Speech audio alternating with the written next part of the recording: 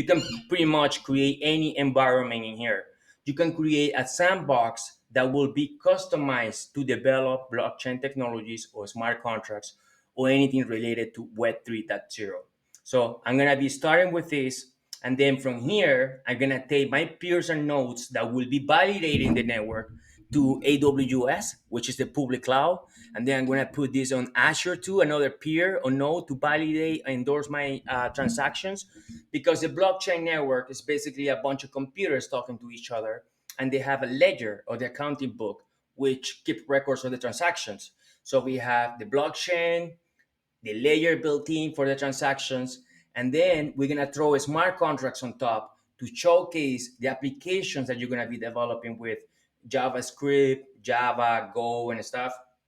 So if you are an entrepreneur and you want to have your own consultancy businesses, you can use the blockchain that we're developing to showcase your products or any example that you have for your customers, or even to learn and practice, because everything here with us is educational. Everything is about collaborating each other.